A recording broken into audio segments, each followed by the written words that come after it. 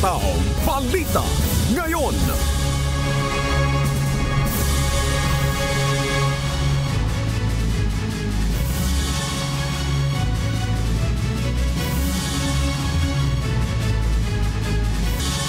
Magandang umaga, Luzon, Visayas, Mindanao at sa buong mundo. Oras natin sa buong kapuluan, alas 5:02 ng umaga, Philippine Standard Time. Ako po si Annie Rentoy. Ngayon po ay araw ng Miyerkules, ika-23 sa buwan ng Abril, taong 2025. Tayo po ay sabayang napapakinggan sa Radyo La Verdad 1350, ang UNTV Radio. Sakay pa rin po ako ngayon ng UNTV Radio Mobile Booth na narito ngayon sa Philcoa, Quezon City. At syempre makakasama rin natin ngayong umaga ang ating global correspondent na si Marie Peñaranda mula naman sa Texas, USA para ihatid naman ang mga balita mula sa iba't ibang panig ng mundo. Marie, magandang umaga sa iyo. Samantala, simulan na natin ang balitaan. Narito ang malalaki at makabuluhang balita ngayong araw. Hataw Balita ngayon. Naniniwala ang isang political analyst na ang mga polisiya at programang mapapakinabangan sana ng mga mamamayan ay kabilang sa apektado ng nangyayaring ingay o away ng mga politiko sa bansa. Base sa pinakahuling survey ng Pulse Asia, mas nais ng publiko na asikasuhin ng pamahalaan ang problema sa presyo ng mga bilihin, pasahod sa mga manggagawa at pagsugpo sa korupsyon at kriminalidad. Ngunit ayon kay USC Political Science Professor Dennis Coronacion, hindi na nakatutulong ang mga pagdinig sa Kongreso upang maisulong ang mga nararapat sana na mga batas.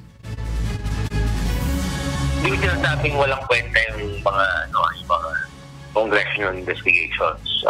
Nakakatulong yan kasi ang purpose yan ay in aid of legislation. Kaya nga lang, kung puro ganun na lang, baka naman mapabayaan naman nila iba nilang dapat gawin. Hataw Balita ngayon. Dalawang mambabatas ang naniniwala na dahil sa fake news, kaya bumaba ang approval at trust ratings ni Pangulong Bongbong Marcos. Kasabay nito ay tumaas naman ang disapproval ng publiko kay House Speaker Martin Romualdez. Ayon kay Tingog Party List Representative Jude Asidre, kailangan pag-aralan ng pamahalaan ang paraan kung paano maipaparating ang mensahe sa publiko ng mas malinaw at maayos. Naniniwala naman si Lanao del Sur, 1st District Representative si Alonto Adyong, na ang kailangan ngayon ay ang isang batas para hindi na makapagdulot ng malaking pinsala ang fake news. Hataw Balita ngayon. Mataas ang kumpiyansa ng mga abogado ni Vice President Sara Duterte na maipapanalo nila ang impeachment case laban sa pangalawang Pangulo. Ito ang pahayag mismo ni VP Sara base anya sa pagpupulong ng kanyang legal team kamakailan. Ayon sa pangalawang Pangulo, kampante siya sa kakayahan ng mga ito base na rin sa kanilang ginagawang trabaho. Hindi naman nagbigay ng detalye si VP Sara kaugnay ng ginagawa nilang paghahanda para sa napipintong pagdinig. Hindi ko naman masabi kung ano yung preparations ng mga abogado sa impeachment. Pero nung pag-uwi ko galing The Hague ay nag-meeting kami dahil isa din yun sa mga inaasikaso ko. At sinabi nila that they are more than confident in winning the impeachment trial, impeachment case. Hataw Balita ngayon. Nagpasalamat si Vice President Sara Duterte matapos makatanggap ng mataas na approval at trust ratings sa pinakabagong Pulse Asia Survey. Batay sa nasabing survey, umangat ang approval ratings ni VP Sara sa 59% noong Marso kumpara sa 52% noong Pebrero. Tumaas din ang trust ratings ng pangalawang Pangulo mula sa 53% noong Pebrero sa 61% pagdating ng buwan ng Marso. Ginawa ang survey sa kabila ng mga paninira sa pangalawang Pangulo sa politika at social media. Well, nagulat ako nung nakita ko yung numbers ng pagtitiwala ng mga tao sa akin dahil sa sobrang dami ng lumabas ng paninira sa kung saan man, galing sa mga politiko, galing sa social media, lahat, all sides, merong paninira. Nakakagulat na tumataas yung numbers. So maraming salamat. Thank you. Hataw Balita ngayon. Mabuti ang kalusugan at mataas ang moral ni dating Pangulong Rodrigo Duterte. Ito ang pinakahuling update na ibinahagi ng kanyang lead counsel na si Attorney Nicholas Kaufman. At dahil papalapit na rin ang midterm elections, ayon kay Attorney Kaufman ay mayroong mensahe ang dating Pangulo para sa mga Pilipino. He asked for calm and restraint. He knows that there are elections in the offing. He knows that the people are very interested in his welfare. And he also knows that there is a tendency, perhaps, for people to get excited and not to respect the judicial process. He insists that the judicial process be respected, that there be no interference in that at all. Hataw Balita ngayon. Binigyan din ni Attorney Nicholas Kaufman ang lead counsel ni dating Pangulong Rodrigo Duterte na walang kahilingan na hindi pinagbigyan ng International Criminal Court.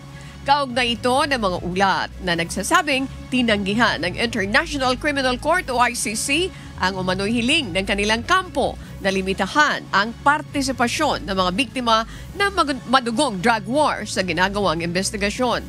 Anya hindi sila nagsumite ng ganitong kahilingan sa ICC na taliwas din sa mga kumakalat na impormasyon. Well, this whole thing about the judges rejecting my proposal, that never happened. All that happened was that there were two activist victims representatives by the names of Joel Butayan and Christina Conti, who made all sorts of assertions in the press that I had asked to restrict victims' participation in the process by limiting the ID documents that could be used. That never happened. Hataw Balita ngayon.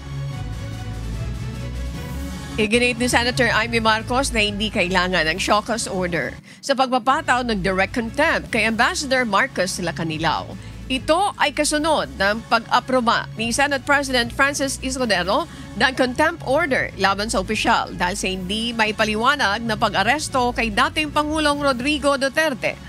Ayon sa Senadora, dapat sana ay agad i-detain sila Canilao dahil hindi naman kailangan ng show cause order batay sa Senate rules. Ngunit sa halip na gawin ito, pinalaya at binigyan pa ito ng 11 araw bago ikinulong. Pagtiyak ng Senado na sa maayos na kalagayan sa Senate Custodial Facility ang Special Envoy. Nadismaya ako kasi yung kinontempt namin, yung Ambassador Lacanilao, kinontempt namin at dinitain. Pero pinakawala naman ni Senate President Chis, pampira naman, ang daya naman. Yung iba, pinahihirapan, yung malakas sa itaas, talagang walang bisa yung contempt namin, kaya medyo nakakapito. Hataw Balita ngayon. Itinagi ng senatorial bet na si Las Piñas City Representative Camille Villar ang aligasyon ng vote buying at iba pang election offense. Ginawa nito ang pahayag matapos sabihin ng Commission on Elections ng COMELEC Committee kontra bigay na hahainan nila ng show cause order sa Representative Villar dahil sa umano'y vote buying na kinasangkutan nito sa isang pagtitipon sa Imus, Cavite. Giit pa ni Congresswoman Villar, wala itong natatanggap na show cause order mula sa COMELEC at nangyari ang event noong February 9, 2025 o bago pa man ang campaign period. Hataw Balita ngayon. Binigyan ng Commission on Elections ng 5 araw upang sumagot sa kaso si Pasig City Congressional Candidate Attorney Christian Sia.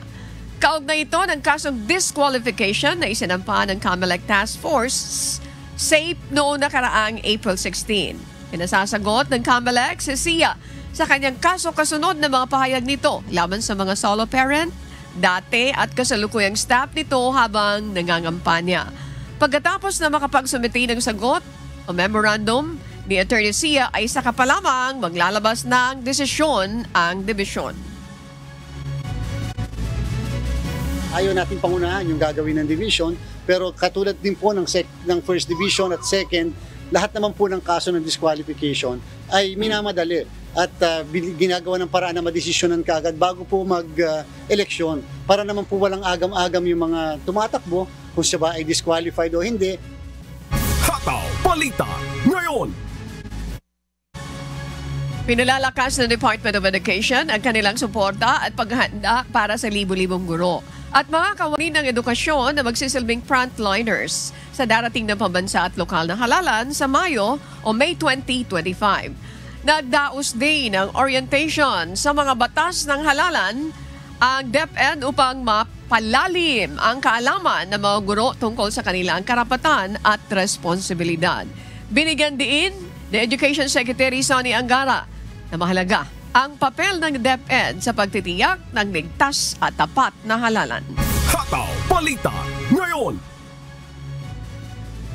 Hindi pa rin natatagpuan ang 2 sa 25 crew ng lumubog na MV Honghai 16 sa Rizal Occidental, Mindoro noong isang linggo.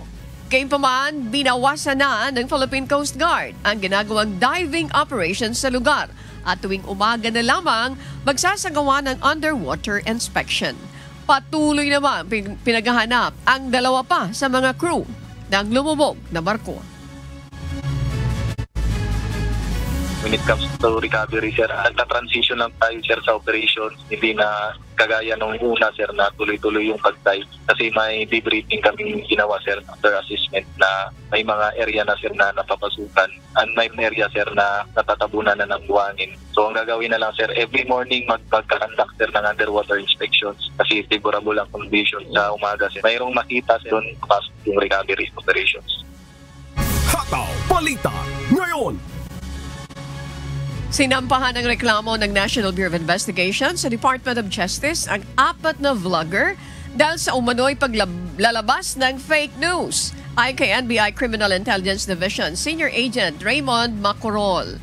Reklamong unlawful use of publication, violation of the anti-alias law at inciting to sedition ang isinampa laban sa mga vlogger. Dagdag na opisyal kasamang minanipula ng mga ito ang isang video ni NBI Director Jaime Santiago na nagsasaad na sasampahan ng opisyal na reklamo ang mga overseas Filipino worker na nagpapakalat ng fake news. Hindi tinukoy ni Macorol kung sino ang mga vlogger pero galing umano ang mga ito sa Saudi Arabia, Canada, New Zealand at United Kingdom at nagbabakasyon ngayon sa Bohol. Hataw Balita ngayon. Inaasahang magsisimula na ang operasyon ng MRT-3 sa susunod na taon. Ayon sa namamahala sa proyekto, lumagna na sa kasunduan ng SMC MRT-7 Corporation sa Korea Railroad Corporation bilang suporta sa susunod na phase ang tren. Ang MRT-7 ay may habang 22 kilometers na magdurugtong sa North Avenue sa Quezon City at sa San Jose del Monte sa bahagi ng Bulacan. Hataw Balita ngayon. Matapos ay ilang taong pag-a-adjust dahil sa pandemya, muli nang ibinalik ng Department of Education ang orihinal na classes schedule sa mga pampublikong paaralan. Kaugnay ito ng matinding init na nararanasan sa bansa ngayong tag-araw. Ayon sa grupo ng mga guro, kung ibabalik sa Hunyo ang pagbubukas ng klase, maiiwasan ang madalas na postponement ng klase dahil sa kalamidad. Para po sa mga balita sa iba't ibang panig ng mundo, narito ang ating global correspondent na si Marie Peñaranda mula naman sa Texas, USA. Marie, magandang umaga muli sa iyo.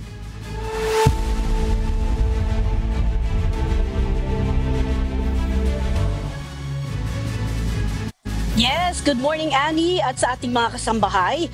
Isang mataas na opisyal ng Palestine na pamilyar sa negosasyon para sa tigil putukan sa pagitan ng Israel at Hamas ang nagsabi na nagmungkahi ang mga tagapamagitan mula Qatar at Egypt ng bagong paraan upang wakasan ang digmaan sa Gaza.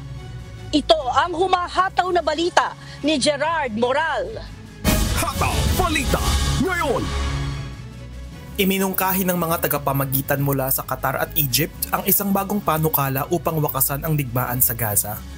Ayon sa isang mataas na opisyal ng Palestine, kabilang sa panukala ang isang tigil putukan na tatagal ng 5 hanggang 7 taon, pagpapalaya sa lahat ng Israeli hostages kapalit ng mga Palestinian prisoners, ganap na pag-atras ng Israel sa Gaza, at formal na pagtatapos ng labanan. Inaasahan ang pagdating ng delegasyon ng Hamas sa Cairo para sa negosasyon. Wala pang opisyal na tugon mula sa Israel hinggil sa panukala. Tinanggihan ng Hamas ang huling alok ng Israel na kapayapaan kapalit ng pagdidisarma. Sa kabila ng tensyon ayon sa opisyal, handa ang Hamas na ipasa ang pamumuno sa Gaza sa ibang Palestinian entity, ngunit tinutulan ito ni Israeli Prime Minister Benjamin Netanyahu.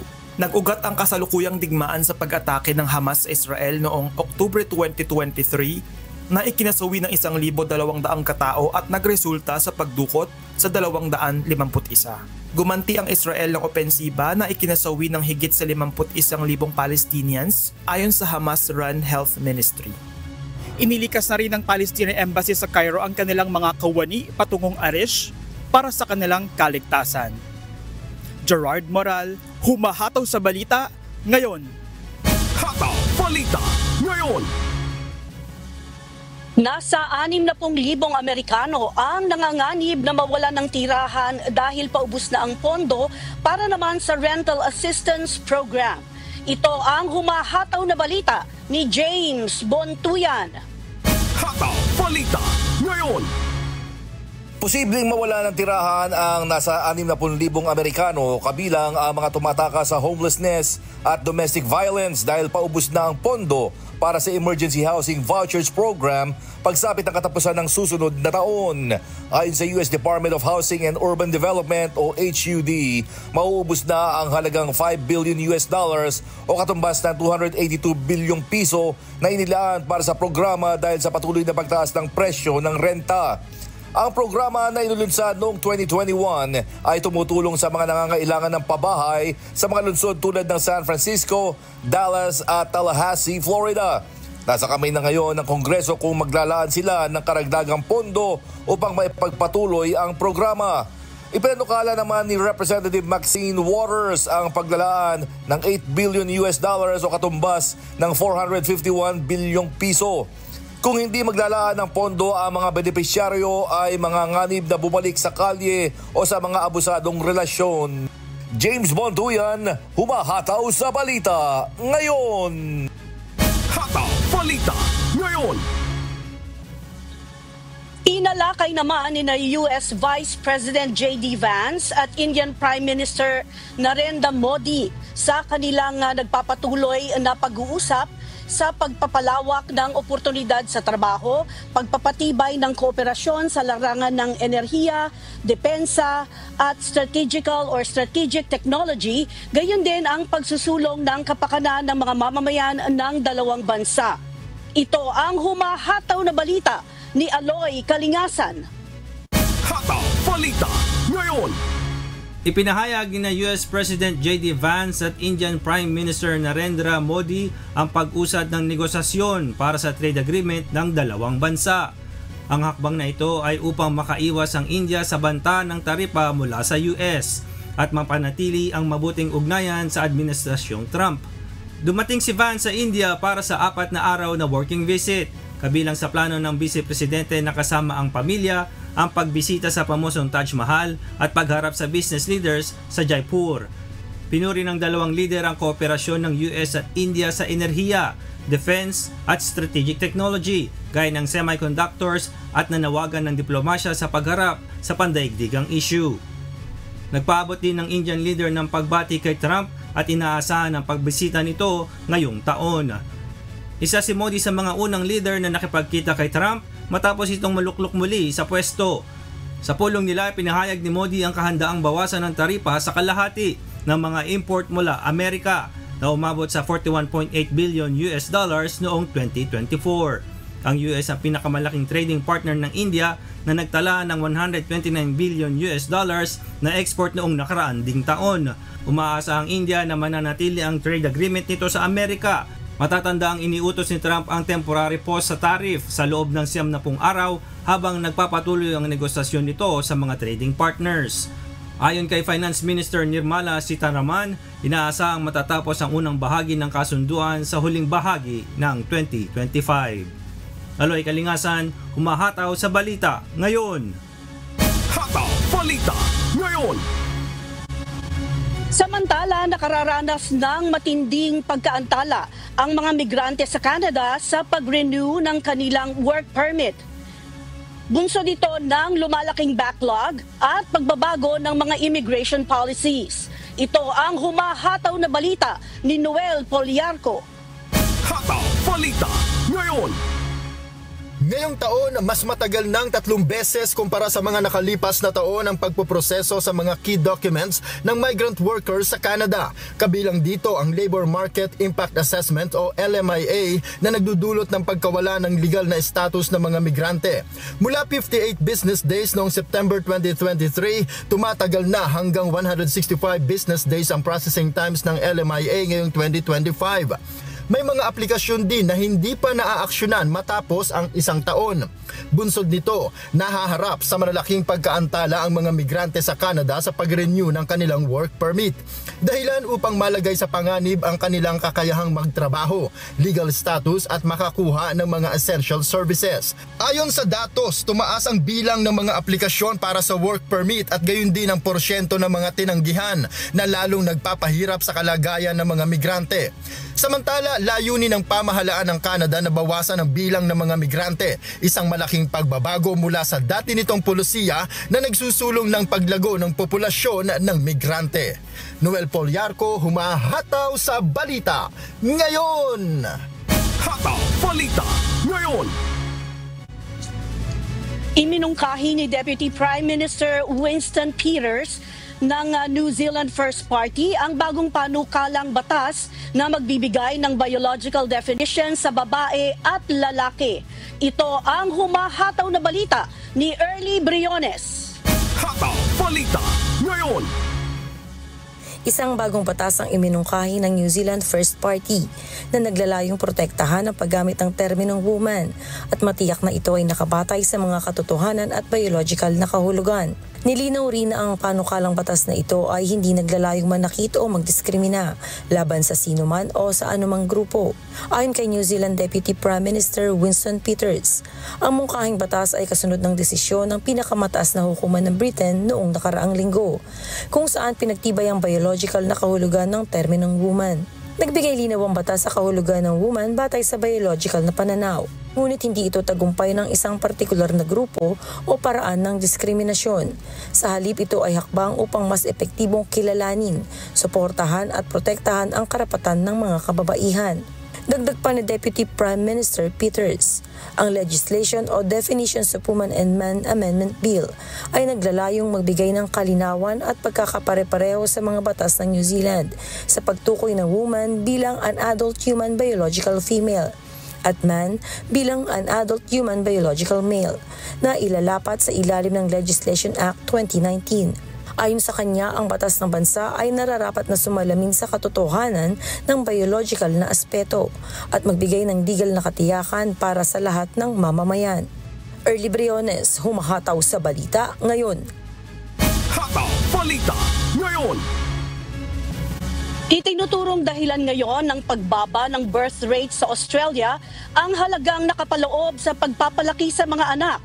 Sa kabila nito, nasa 20% pa rin ang ibig maging magulang sa hinaharap. Ito ang humahataw na balita ni Danny Delieva. Hataw Balita ngayon. Naitala noong 1961 ang pinakamataas na birth rate sa Australia na umabot sa 3.55 children per woman. Subalit noong 2023, bumaba ito sa 1.5 births per woman na lamang. Bagay na ikinababahala ng mga eksperto dahil maaari itong magdulot ng inverted population pyramid sa taong 2026 kung saan mas nakararaming mamamayan ang nasa edad 65 pataas kaysa below 15 years old. Nahaharap ang mga makabagong Australians sa mataas na cost of living kaya karamihan ay nagnanais na magkaroon ng stable relationship. financial stability, gayon din ang pagkakaroon muna ng bahay bago magkaanak. Ayon sa isang survey tungkol sa panahon ng pagpaplano ng pagkakaroon ng anak, mahigit sa kalahati ng mga respondent ang nagsimulang magplano bago umabot sa edad na 28. Habang 21% naman ay nasa edad 29 hanggang 31. Bagamat maagang nagsimulang magplano ang marami, nananatili lamang ito sa antas ng plano at hindi nangangahulugang tutuparin nila ito. Ayon sa Australian Bureau of Statistics o ABS, ang kabuuang populasyon ng Australia noong September 30, 2024 ay nasa 27.309 million kumpara sa 26.966 million noong December 31, 2023. Sa pagitan ng September 2023 at September 2024, 78% ng pagtaas ng populasyon ay nagmula sa net overseas migration, habang 22% lamang ang nagmula sa natural na paglaki ng populasyon. Danny De Leva, humahataw sa balita ngayon.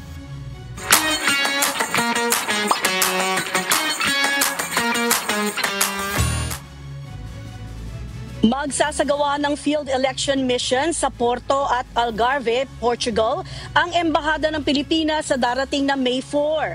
Samantala, magkakaroon naman ng financial literacy seminar para sa mga OFW sa Trinidad and Tobago sa kaparehong petsa. Ito ang humahataw na balita ni Lian Perez. Hataw Balita ngayon. What's up, kabayan? Inanyayahan ng mga kababayan natin sa Seoul, South Korea sa kape sa Korea kung saan maaring ma-enjoy ang flavors ng Philippine coffee bean. Gaganapin ito bukas, April 24, alas 11 ng umaga sa Philippine Experience Center sa Embahada ng Pilipinas sa Seoul. Nangangailangan naman ng Philippine Embassy sa Tokyo, Japan ng technical and admin staff para sa agricultural section. Ilan sa qualifications ay dapat may working, valid ID or permanent visa sa Japan, excellent sa oral at written English at Nihongo language. Sa mga interesadong mag-apply, magsumite lamang ng inyong application requirements hanggang bukas, April 24. At para sa kumpletong impormasyon, bumisita lamang sa official Facebook page ng Philippine Embassy sa Japan sa facebook.com/PHL in Japan. Magsasagawa naman ng field election mission sa Porto at Algarve, Portugal. Gaganapin ito sa May 4, alas 9 ng umaga hanggang alas 5 ng hapon sa Sala Trindade Meeting Room sa Tourism Hotel sa Porto at sa Armona Meeting Room sa Hotel Faro naman sa Algarve. Dalhin lamang ang inyong ID gaya ng Philippine Passport, Driver's License, Siemens Book, PhilSys o iba pa. Hindi mamimigay ng balota ang embahada dahil online ang mode of voting sa Portugal. Iniimbitahan naman ng mga kababayan natin sa Trinidad and Tobago sa isang financial literacy seminar. Gaganapin ito sa May 4, alas 9 ng umaga hanggang alas 12 ng tanghali sa Cascada Hotel and Conference Center. Pag-uusapan dito kung paano ang tamang paggamit at pag-iipon ng perang inyong pinaghirapan. Sa mga interesadong dumalo, mag-register lamang sa tinyurl.com/ttfinlit. Lynn Perez, sumahataw sa Balita Ngayon. Hataw Balita ngayon.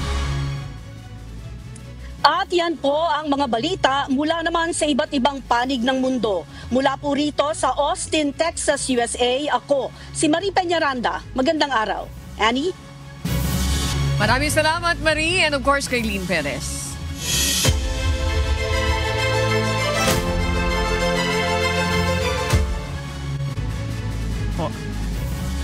Tiniyak ni Pangulong Ferdinand Marcos Jr. na pupuna ng pamahalaan anuman ang pagkukulang sa sektor ng agrikultura. Ito ang binigyan din ng Pangulo ng pangunahan ang paglulunsad ng rice processing system at pamamahagi ng iba pang agricultural support sa Misamis Oriental. Ayon sa Pangulo, malaki ang may tutulong nito para mapababa ang post-harvest losses at mapalakas ang kita ng mga magsasaka. Kabilang lamang ito sa mga hakbang ng pamahalaan upang mapatatag ang supply chain ng bansa.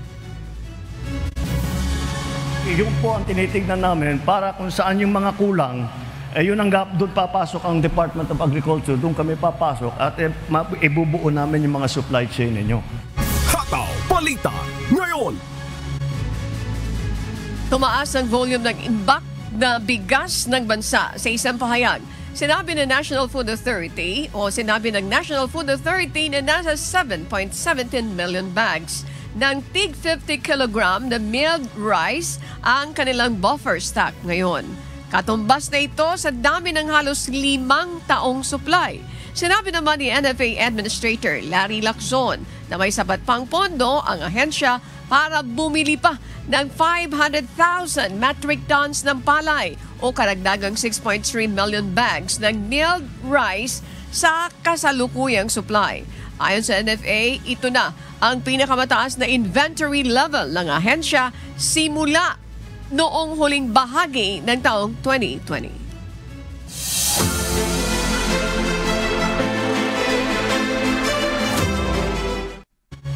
Babaeng drug dealer na kabilang sa high-valued person na aresto ng Bataan PNP.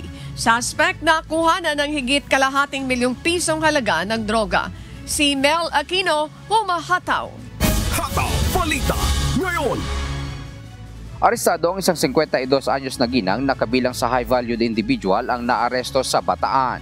Nakinilala ito bilang alias Marie, tubong Montalban Rizal at ngayon ay naninirahan sa Orion, Bataan. Sa isinagawang buy-bust operation ng Bataan Police Provincial Drug Enforcement Unit at Station Drug Enforcement Unit ng Orion Municipal Police Station ay nadakip ang babaeng drug dealer. Nakuha sa suspect ang mahigit sa 100 gramo ng shabu at may street value na higit sa 600,000 piso. Ayon kay Bataan PNP Officer in Charge Police Colonel Marites Salvadora, sa pag-iimbestiga ng mga otoridad, napag-alamang kumukuha ang suspect ng supply mula sa Cavite at mga karatig probinsya. During the interrogation sa kanya po, ang sinasabi niya is wala po dito nang gagaling sa Bataan, wala dito sa loob. Ang sinasabi niya is galing sa Cavite or sa mga malalapit na bayan dito sa Bataan. Yun yung sinasabi po niya. Pero ditong nahuli sa kanya ngayon, ang sinabi niya ay mismong galing sa Cavite po. Panawagan naman ng PNP sa ating mga kababayan na patuloy na makipagtulungan sa mga otoridad upang masugpo ang mga ganitong aktibidad. Ang mensahe po natin sa kababayan natin dito sa Bataan, makipagtulungan lang po tayo sa pulis. Dahil ang pulis po ay hindi po rin po nila makakayang trabaho ng pagsawatan ng mga illegal drugs, kundi kailangan po namin yung tulong ninyo. Dahil sa inyo, manggagaling yung mga i-report nyo po sa kapulisan at amin po nga aksyonan, lalo na po itong paglaganap ng illegal drugs na ito para ma-aksyonan po natin at ma-aresto natin yung mga nagpapakalat ng illegal drugs dito sa Bataan. Mel Aquino, humahataw sa balita ngayon. Hataw Balita ngayon. Tatawid na ng isla ng Masbate ang 100 karagdagang pulis bilang additional manpower sa national and local election 2025. Tutulong ang mga ito sa pagbabantay at pananatili ng kapayapaan sa isla na maaring masalunga bago at sa araw ng halalan. Si Jerry Galicia, humahataw live. Hataw Balita ngayon. Jerry, magandang umaga sa iyo. Kailan ang dating ng karagdagang puwersa dyan sa Masbate po? Yes, Ani, magandang umaga. Inaasahan darating ngayong araw ang karagdagang puwersa mula doon sa Police Regional Office of PRO 5 dito nga sa isla ng Masbate. Nagpadala na ng 100 personel ang pamunuan ng PNP PRO 5 dito sa probinsya para sa nalalapit na May 2025 national at local election. Bilang bahagi ng paghahanda, isinagawa na ang send-off ceremony para sa augmentation ng nasa 100 pulis na itatalaga sa Masbate Police Provincial Office na ginanap sa Camp Simeon Ola, Legazpi City sa Albay kahapon. Pinangunahan ang naturang seremonya ng Police Regional Office o PRO 5 Regional Director Police Brigadier General Andre Perez Dizon na dinaluhan naman ng opisyal ng PRO 5, unit commanders at maging na mga kaanak na mga pulis. Ayon kay Police Brigadier General Dizon, tututukan ng pwersa ng PRO 5 ang probinsya ng Masbate bunsod ng naitalang mga insidente na may kaugnayan sa halalan sa mga nakaraang mga taon. Itinuturing din ani na priority area ang isla ng Masbate pagdating sa seguridad. Pala ng pinunong opisyal sa mga itinalagang pulis, gampanan ang kanilang mga tungkulin sa mataas na antas ng integridad at profesionalismo. Mahalaga ang magiging partisipasyon ng karagdagang pwersa sa pagpapanatili ng katiwasayan at pagkakamit ng malinis na halalan. Sasailalim naman sa orientation at deployment briefing ang mga personal para matiyak ang kahandaan sa kanilang serbisyo. Na balita, balik sa iyo, Ani. Jerry, sandali lang, liwanagin natin. 100 ang ipinadala. Andiyan, okay.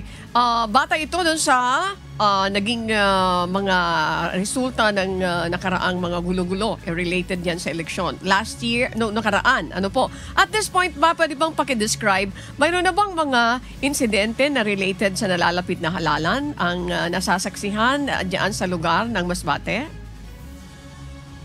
Sa ngayon, Ani, ay wala pa tayong datos o impormasyon kung mayroong mga insidente na ng karahasan o krimen na may kaugnayan sa nalalapit na May 25 national and local election. Pero yan ang patuloy nating aalamin sa pamunuan ng Masbate Police Provincial Office, Ani.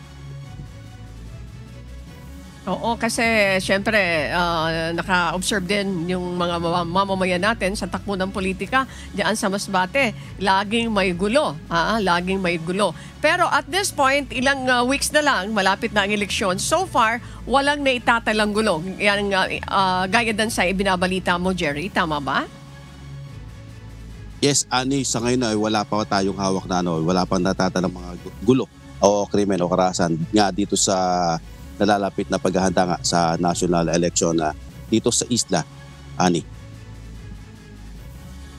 Okay. So far, kumusta naman yung napapansin mo, naobserbahan mo doon sa mga magkatunggaling grupo? Like for example, may mga mamamayan na sumusuporta sa ganitong kandidato, sa ganitong mga politiko. Wala naman mga naitatala din na mga gulo na related dyan. Kahit sabihin pa natin na mga simpleng gulo lamang ito, so far masasabi ba natin zero? So ibig sabihin kapag zero yung mga balitang yan, talaga naman nakakatuwa dahil baka this time ay mawawalan ng gulo, mawawalan ng balita na may kaugnayan sa gulo sa eleksyon ang lugar po ng Masbate. Yes, Ani, ang napapansin lang natin dito yung bangayan sa social media, yung palitan ng kuro-kuro at ng kanilang mga saloobin. Nakikita nating mga masasabi nating kanila pong ginagawa dito sa nalalapit nga na halalan sa isla ng Masbate, Ani. Ayan, sana hanggang doon na lang, ano po, ha?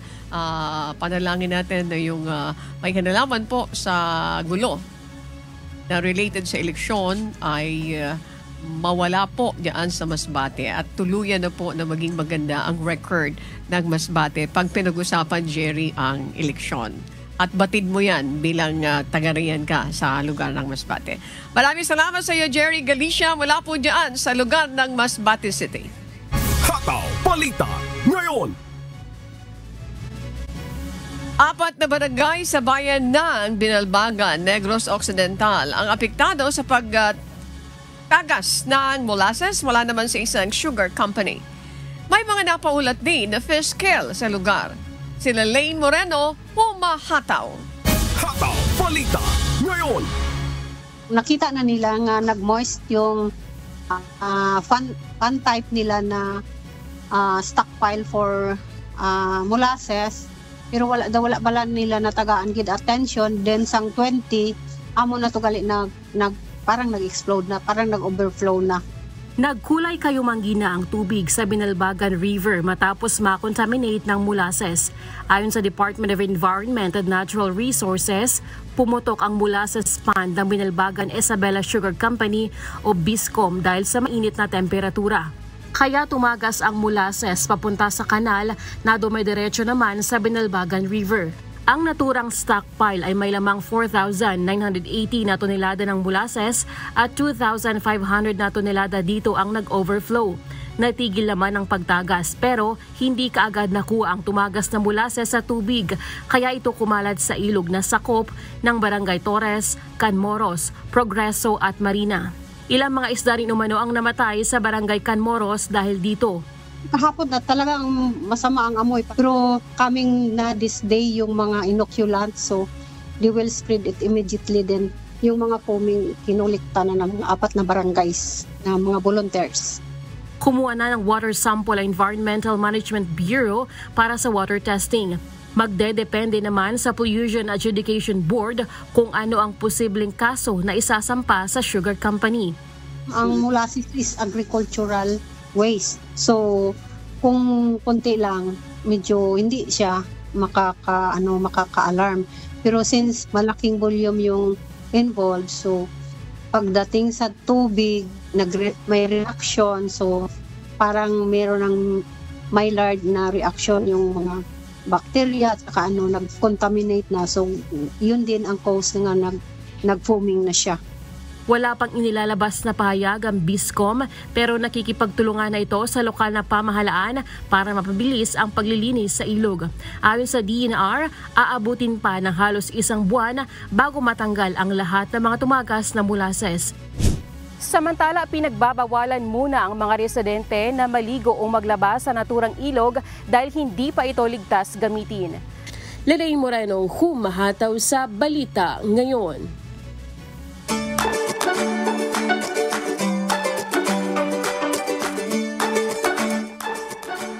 Hindi mo na kailangang bumiyahe ng malayo o gumastos ng malaki para maranasan ang ganda ng isang tropical paradise. Sa Calatagan, Batangas, may isang lugar na tinaguriang Little Boracay. Hindi lang dahil sa malapulbos nitong buhangin, kundi dahil na rin sa mga kakaibang karanasan na inaalok nito. Si Aris Silvestre may patikin. Nais mo bang pumunta sa Boracay ngunit hindi kaya ng iyong budget? Narito ang Little Boracay kung saan makikita ang malinis na tubig at malapulbos na buhangin. Dito lang yan sa Calatagan, Batangas. Mula sa Metro Manila, halos 2 hanggang 3 oras lang ang biyahe patungo sa Calatagan, Batangas. At sa bayan ng Calatagan, Batangas ay pwede nang makita ang magandang dagat at mga floating cottage.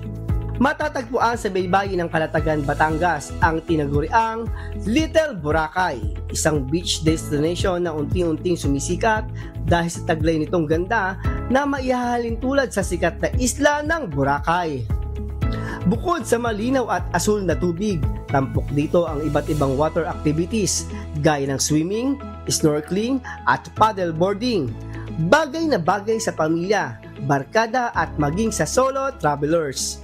Hindi rin dapat palampasin ang Calatagan Sandbar, isang tanawing lumilitaw sa gitna ng dagat tuwing low tide, isang perpektong spot para sa mga photo ops at nature walks.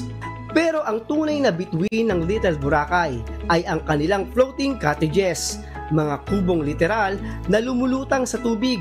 Pwedeng mag-relax, kumain, mag-stay habang nakapalibot ang tanawin ng dagat. Para sa day tour, nagkakalaga ang floating cottage ng 4,000 pesos sa weekdays at 6,500 tuwing weekends naman na may minimum na 15 katao. Kaya't sulit na sulit ito sa mga gustong mag-bonding kasama ang buong pamilya o barkada.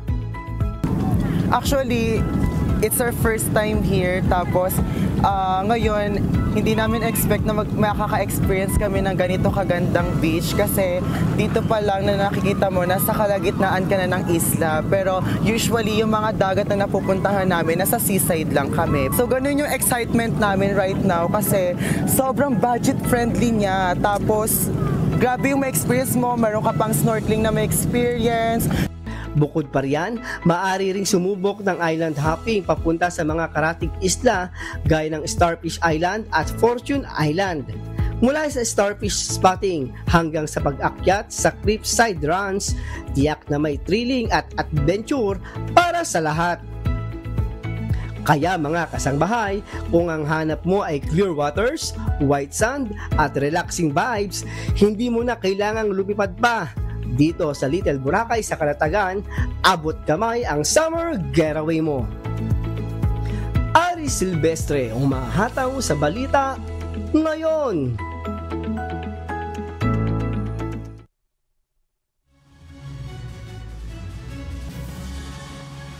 Maraming salamat. Napakaganda. Aris, magandang hapon. Ay umaga at maraming salamat.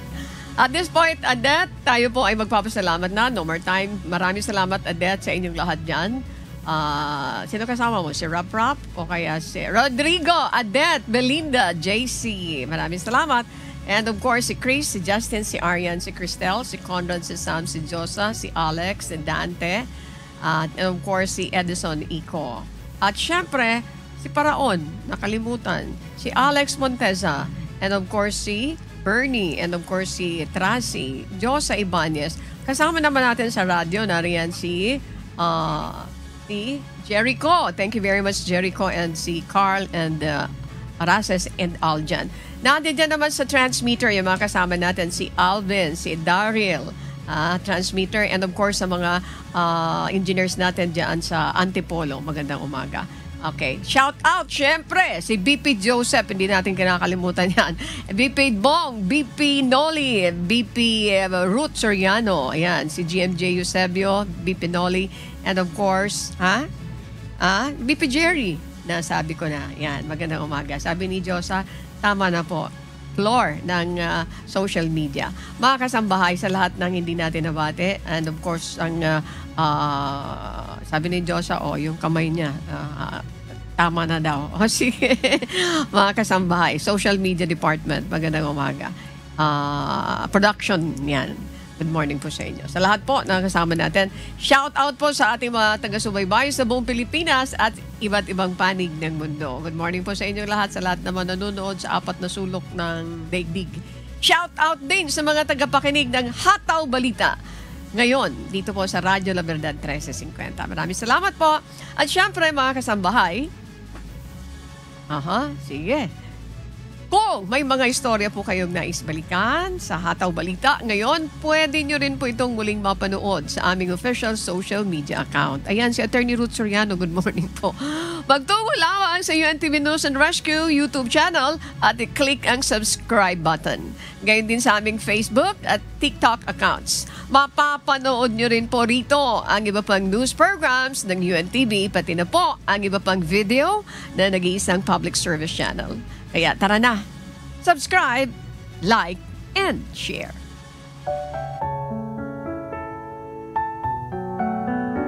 At sa aming ibabahaging mga salita ng Diyos na ating sandigan, mula po sa Kawikaan 12:2, ang mabuting tao ay magtatamo ng lingap ng Panginoon, ngunit kanyang parurusahan ang taong may masasamang katha.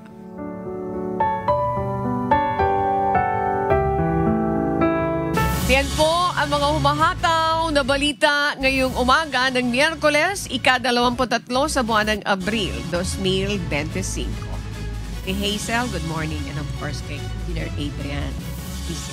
Sa ngalan muli ng lahat na bumubuo ng UNTV News and Rescue, UNTV Radyo La Verdad 1350 at ng ating mga correspondent mula sa Pilipinas at sa iba't ibang panig ng mundo. Ako naman po si Annie Rentoy. At dito sa UNTV at UNTV Radyo La Verdad 1350, Diyos ang aming sandigan, serbisyo publiko ang aming pinahalagahan. Susunod na po ang Good Morning, Kuya. Salamat po sa Diyos at magandang umaga.